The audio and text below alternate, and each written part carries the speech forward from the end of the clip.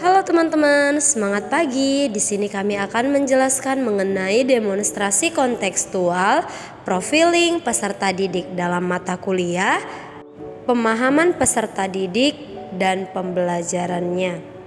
Adapun bahan diskusi pada kali ini adalah mengenai panduan observasi peserta didik di SMP Negeri 1 Percut Setuan. Berikut adalah kelompok PPL di SMP Negeri 1 Percut Setuan. Yang pertama Halimatus Sa'diah dan yang kedua Mona Mahyuni Hutagaol. Berikut adalah aspek karakteristik siswa yang diobservasi di dalam kelas. Yang pertama etnik, yang kedua motivasi belajar, yang ketiga kemampuan awal, perkembangan kognitif, perkembangan sosial, status sosial, gaya belajar, minat belajar, perkembangan emosi, dan perkembangan moral atau spiritual, dan yang terakhir perkembangan motorik siswa. Inilah panduan-panduan aspek karakteristik siswa yang akan dibahas pada demonstrasi kontekstual kali ini. Selamat menyaksikan. Yang pertama adalah etnik peserta didik. Kita tahu bahwa Indonesia itu memiliki keragaman etnik. Begitu pula pada peserta didik di dalam kelas. Banyak sekali etnik yang ada di Sumatera Utara ini. Nah, untuk melihat apakah etnik yang dimiliki oleh setiap peserta didik dapat dilakukan dengan wawancara ataupun mengamati langsung bagaimana logat dan karakteristik siswa tersebut. Selanjutnya adalah status sosial peserta didik. Adapun aspek yang diobservasi adalah pendidikan terakhir ayah, ibu, pekerjaan ayah, pekerjaan ibu, fasilitas belajar yang dimiliki. Nah, dalam aspek ini dapat dilakukan atau diberikan angket kepada peserta didik supaya dapat mengisi informasi-informasi yang dibutuhkan. Aspek yang diobservasi selanjutnya adalah motivasi belajar, yang mana dalam aspek ini guru dapat melihat minat dan perhatian siswa, semangat siswa, tanggung jawab siswa, serta bagaimana respon siswa di dalam kelas, reaksi yang ditunjukkannya dalam stimulus yang diberikan oleh guru.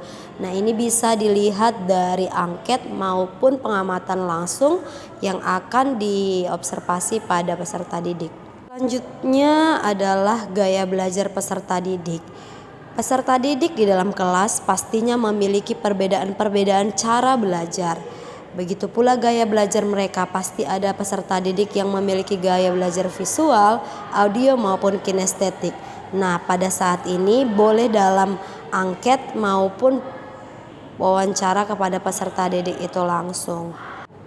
Pada kemampuan awal peserta didik dapat dites melalui tes diagnostik, yang mana tes ini dilakukan di awal pembelajaran untuk mengetahui kemampuan awal peserta didik itu termaksud pada kemampuan awal tinggi, sedang maupun kemampuan awal rendah. Kemudian minat belajar peserta didik.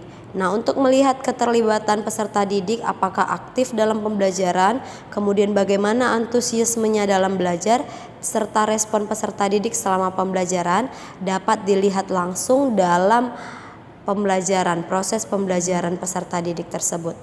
Selanjutnya adalah perkembangan kognitif peserta didik. Di sini kegiatan yang merangsang perkembangan kognitif dalam pembelajaran serta kegiatan dalam memantau perkembangan kognitif pada peserta didik. Pada perkembangan kognitif ini dapat diobservasi langsung dengan menggunakan rubrik observasi perkembangan kognitif. Perkembangan emosi peserta didik. Kelas dan ruangan pembelajaran lainnya menjadi ruang ekspresif diri yang sehat bagi peserta didik.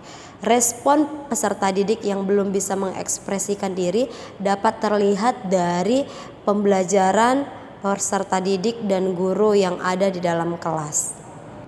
Perkembangan sosial peserta didik. Atmosfer yang mendukung peserta didik untuk mengembangkan kemampuan bersosialisasi serta fasilitas peserta didik dalam mengembangkan keterampilan sosial dalam kegiatan pembelajaran dapat mendukung perkembangan sosial peserta didik. Ini dapat kita lihat pada observasi langsung kepada peserta didik. Kemudian perkembangan moral atau spiritual yang merupakan kegiatan yang membangun nilai-nilai integritas dan spiritual peserta didik. Ini bisa dilihat dari aktivitas peserta didik dalam bersikap di dalam kelas. Dan yang terakhir adalah perkembangan motorik. Aktivitas yang mendukung perkembangan motorik peserta didik dalam pembelajaran dapat kita lihat langsung di dalam kelas. Ini menggunakan pengamatan dengan rubrik perkembangan motorik. Baiklah, demikianlah hasil panduan observasi yang bisa kami sampaikan. Kurang dan lebihnya kami mohon maaf. Terima kasih, semoga bermanfaat. Bye-bye.